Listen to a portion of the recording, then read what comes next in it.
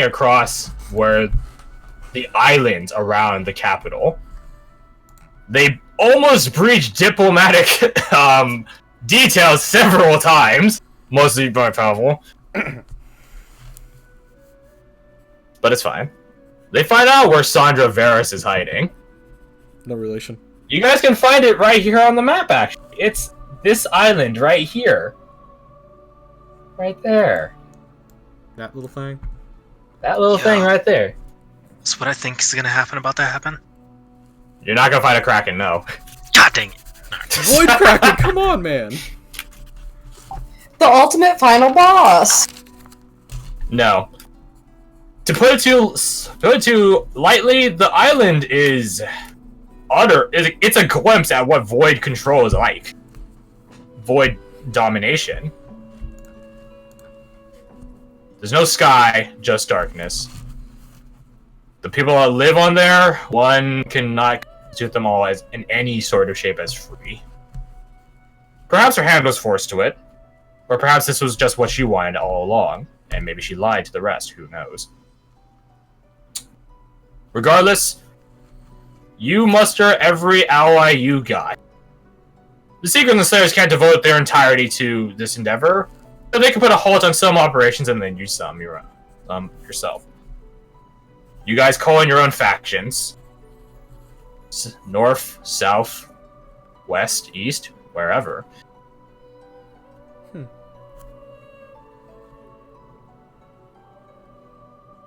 You guys call in the Royal Guard, you call in the Watch, you call in a literal devilish legion, you call in the Knights of the Sanctum,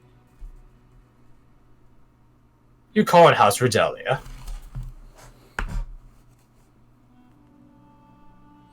You call in some maestros. You call it all in. For the final bid. The gods stand with you. In a couple cases, in a semi-literal manner. As some angel saints of some gods stand with you. You even see Remus again. And he smirks at all of you through his bird-like beak and tells you the hunt is on. This is, at this point, mortals and true gods facing a Voidic fell being. You fight what the real main force of Voidlord Kelsrif's demon army. But you brought an army of your own, and then the squad's with you. Of course they are.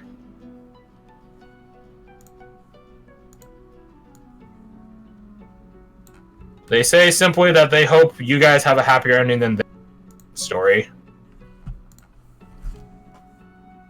But they have trust and faith in all of you. Quite simple. One last ally you guys weren't particularly considering. They did go talk to Casimir, all of them. The relationship between Carter and his fairy father is nowhere near restored. But Carter's about to live for eternity. And he can't have a more eternal figure like his father ends with him for all of it. So as a token of cooperation, you have Casimir and Kyra here as well. Hell, you even steal Danny for a joyride. And like the chaotic child she is, she steals the knights. Vincent and Jocelyn. Because that's just what she does. And it's a nice date. Helping save the mortal realm, right? I certainly think so. It's only the second time. Vandus and Archfey Manor.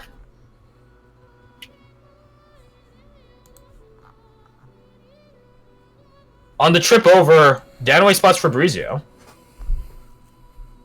On the ship, a simply hired mercenary. Amongst other martial legends. Marshall, you see Zach Nevitt amongst them.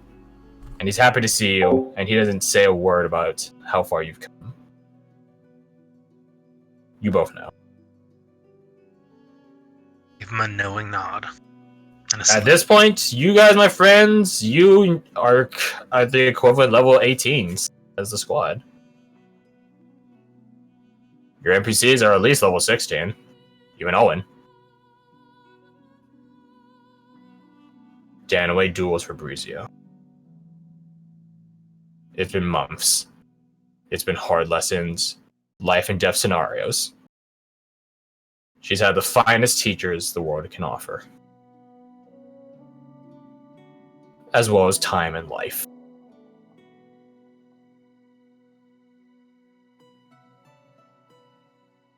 You guys are expecting something cooler, maybe like this dope ass, back and forth, blades hitting each other for whatever reason, pairing one another. No, not at all. Just one slash. Danaway was never intended to kill Fabrizio, nor the other way around. Amidst every ally you guys have, they all get to win this duel. And you're all battle-hardened, and you know that even if it had gone on, it wouldn't have made a difference for the loser. Danaway wins. In one fell swoop. Fabrizio isn't mad. He's never cared about winning. But he does bequeath unto her his blade. It is referred to simply in his character sheet as the final trial. It's another +5 Mastercraft weapon that could fucking wreck fucking shop. He says he's gonna need it. She's going places. Like up that mountain on the island. And that they can talk about the things she wants to talk about afterwards, because he knows she has questions.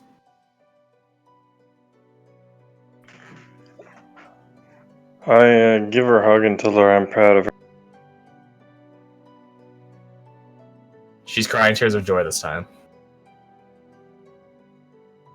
And she hugs you back and offers Fabrizio a hand back up.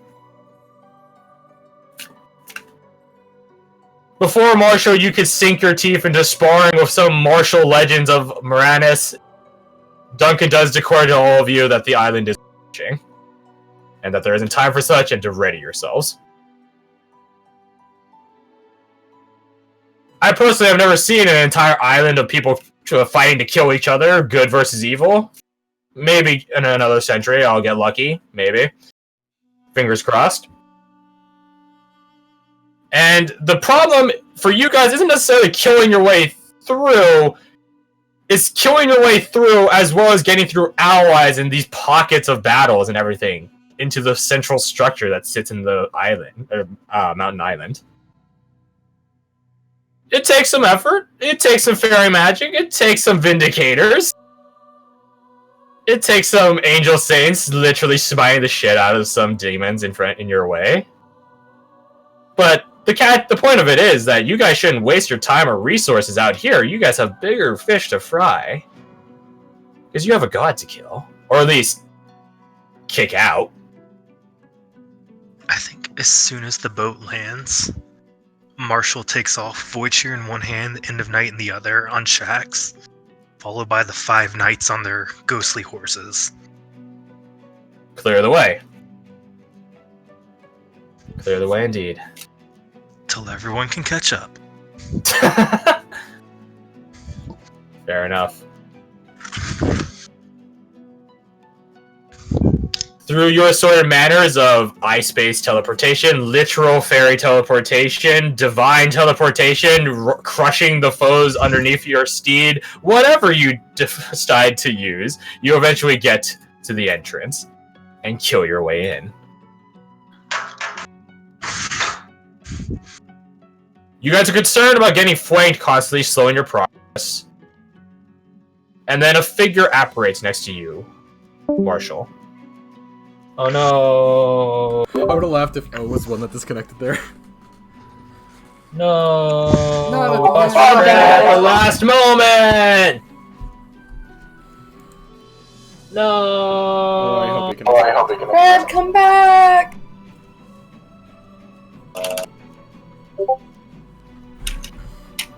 I know that. Hurry, help me spam at him.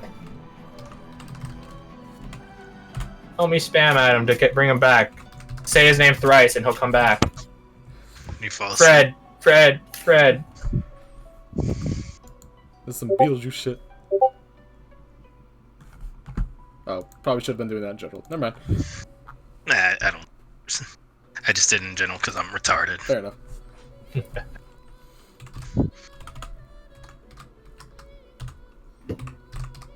I'm afraid I have to keep going. Well, I'm recording, so we're all fine. It's recording. Yeah. At this point, it's mostly narrative anyways. Except for I want to find out what you guys talk about your last things with characters, but we'll get to that shortly. You guys kill your way into the inner... Ironic to call it a sanctum of this island. That void circle you saw so long ago with Sebastian Chenemir is now increased in both scale, magnitude, darkness, as well as complexity. As this void circle occupies the entirety of the inner sanctum. And this sanctum goes probably a couple hundred feet long in diameter. Mm-hmm. I need you all to roll me death save throws. Not because there's some sneaky assassin stabbing you. I just want to know. It's a hard fight. So about How many having death? How many death saves do you have left? one. I think that was your. Do you? Yeah, Okay. no, that would literally be it, except for the fact that I have the unusual competence succeed a skill check. Competent? Competency? Shut up. I'm nervous. You know, I always wanted to use this song. Never happened, but Of course you someone can died. hear it here. No, I was reconnecting Sonya. I just wanted to use it at the last fight, but hey, whatever. How do I describe it? How do I describe all of it?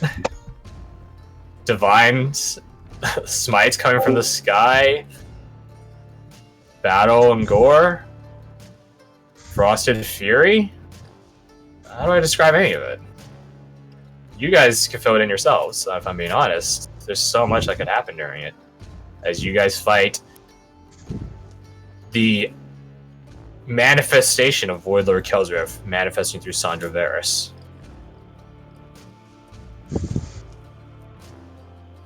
I would describe it as a cacophony of human resilience in face of annihilation, crying out that they will not go quietly.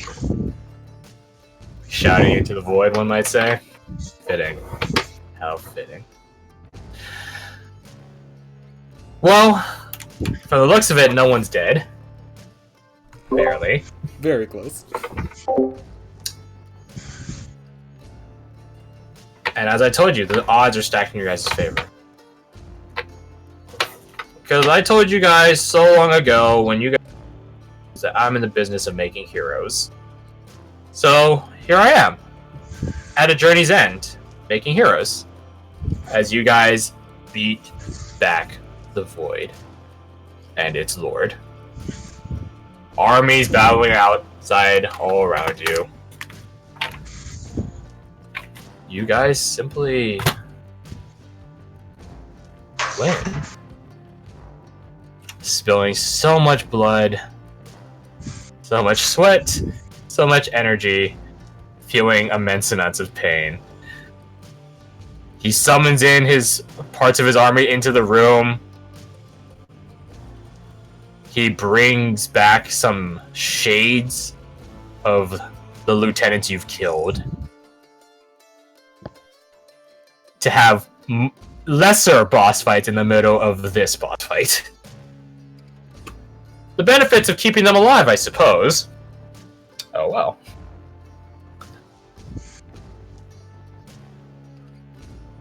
It's anarchy, but you guys thrive in it. Before you guys had arrived on the island, you guys were discussing with the squad what plans you guys should take. And then, eventually, both teams came to the agreement of fuck planning. We'll wing it. I mean, isn't that how we roll? I thought that was the average. Indeed. Indeed. You guys sort of wish you had a plan. You guys sort of wish you guys had a plan. Welcome back, Fred. Dig out my power bank. Fitting. I was just describing how you guys became heroes in 1. I can't re-describe, I'm afraid. You had to watch it live, I'm sorry. But No stress, man. I'll do that. I'll send you a link. Anyways. upload this part first. Mhm. You guys win, quite simply. After so long, I think at this point it's been around a year since you guys first met. Sans Marshall. But hey, Saurus is here. So most of the group's around. Been a year since you guys met. Imagine the look on Russ's face now. You guys kill Sandra Varys. Killing her sort of helps, sort of doesn't. It sort of unshackles the manifestation of Kelsriff to the point where it actually becomes, and this just deals immense amounts of damage per round automatically. The trick is to let his health drop to 0 by itself or by force. All or nothing. Everyone has to be somewhat of a glass cannon as you all begin inflicting heavy amounts of damage to one another. All with, you know, the shades of Lauren Ryder and Miles and Shadow Man in the background. You know, it'd be fun. But you guys win. And I cannot emphasize that enough. Again, the full contents of the fight, which probably spans for... I think the boss fight would have taken a full session, maybe even 2.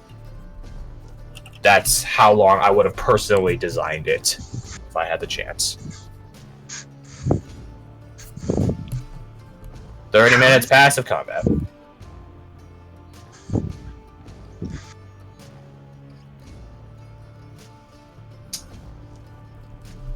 But goodbye, Sonia. You guys win. Does he fade back into the void? He begins to. He's sort of caught in between right now. He's sort of... He tried to enter this world and is getting blasted back. You guys had the Myriad cover exit. As in, they're killing off every demon that's trying to get in here naturally. When he does that, I want to do something incredibly stupid. Which is... This ought to be good. When I see the void open up, I just say, "Gods be watching," and jump into it. And I'm looking for Tevig, who sacrificed himself in Caliber, and I'm looking for the little girl who the squad lost. In technicality, the squad didn't lose the girl to the void. But also happy. But she did. She signed on with demons, though. Oh, this is a. This is.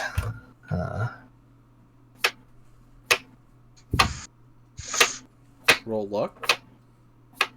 Roll me 1d100, but you will have up to 18 rolls. You have to get 10 or below. You have 18 rolls, 1 for each god.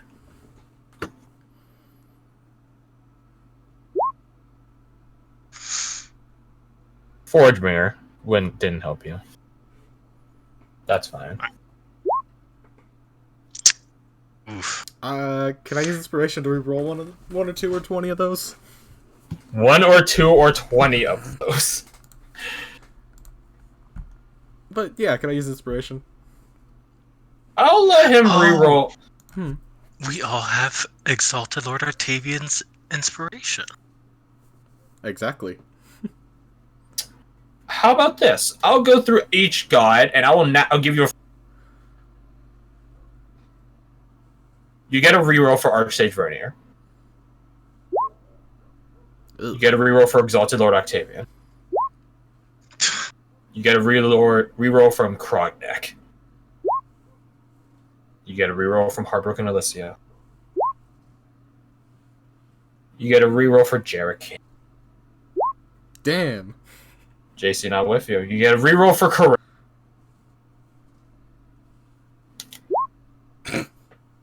Oof. Nice. It'd either be 10 or Giving back her soul, you get a reroll from Lovisa the Vaunted.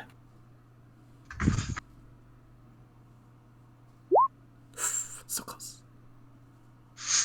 You get a reroll from Zogir Fenazar.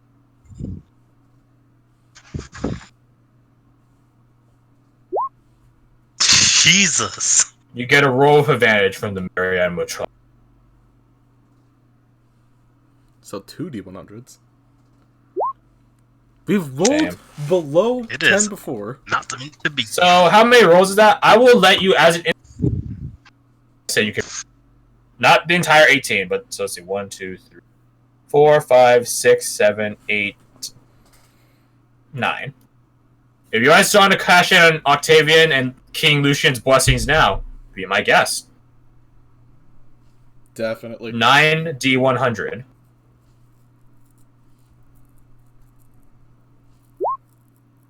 Five. There's a 5. There is a 5, so that's third. Who's the Also, third it's guy? 420 total. Got Let's see, 69. Vernier, Octavian. How fitting it would be Krognek. How utterly fitting it'd be Krognek.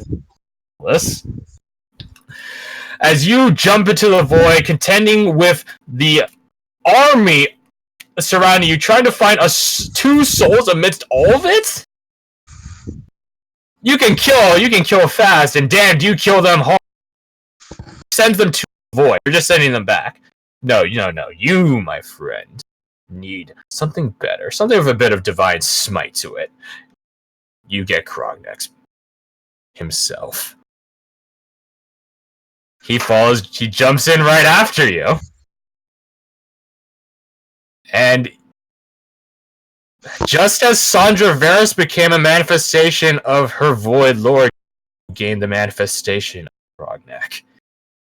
And you slaughter your way through the massless amorphous void, looking for 2 souls. The portal begins ripping open, pulling closed. You guys are worried that you literally just saw Marshall jump to his fucking death.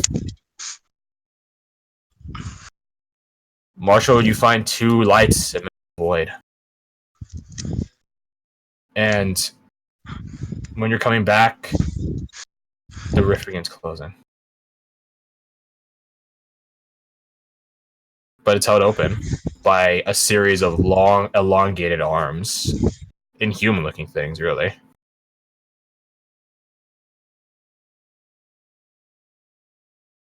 You hear that fucking voice in your head again.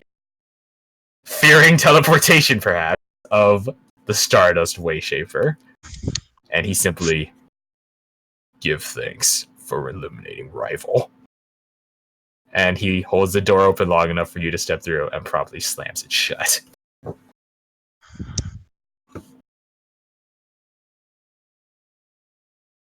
In your hand, Marshall, you have 2 crystals. It's going to take some sort of efforts to give these things bodies. Luckily, you know just the crazy son of a bitch that turns gemstones like these back into people. As Jean is out there laughing his ass off in battle. As you guys step out, you see him and the devotee to Archsage Vernier, the first Vindicator that asked you to retrieve his orb returned. You see him and Jean flying through the sky, wings made of paper, speaking in a voice that is eternal and impossible and cosmic. And they both say simultaneously at the end of the battle, your line ends here. Because that's how Archsage Vernier sees things. Fate is but a thread. And they decide to snip a lot of them short there. You guys win. And, well, gods be watching. For the second time in history, there is a major onslaught between good and evil, and the side of good suffered nary a casualty. Not one. Because when the gods are watching, the true gods alive, no fell god can ever win. For theirs is the way of pathetic weakness and cowardice. And trickery. And of course, you guys hedged your bets by getting all your friends and getting good along the way.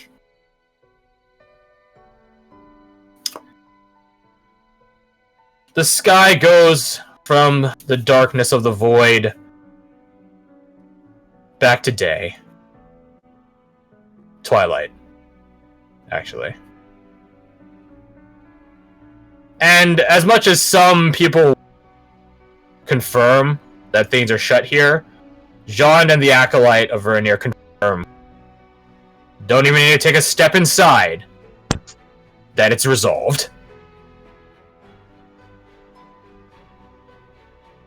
The boat ride home, you guys could take a portal, but you guys think it's high time for some merriment. And take a boat trip home.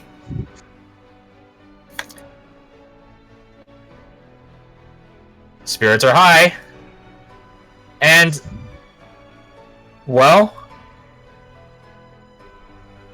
that's where the story ends. Ah! Wait, you can't leave the happen. Mr. Magnus? Yeah, I want to hear. What happened to the dragon girl? I see her plenty when I go home at night. Oh, sauce. Boo. Sorry. What about the rest of them? The rest of your Noxalas? Well, obviously they're still alive today, and I'll just tell you. So, all of you, what are the epilogues for your characters? At least up until the time where Owen travels around and is a world-renowned bard. What happened? Who wants to go first? Oh, I'm forcing you to go first. We're going top down. Okay, fine.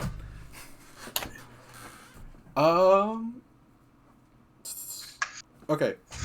So, one of the first things she would take care of. Oh, I'm gonna actually make this a separate part. Hold up.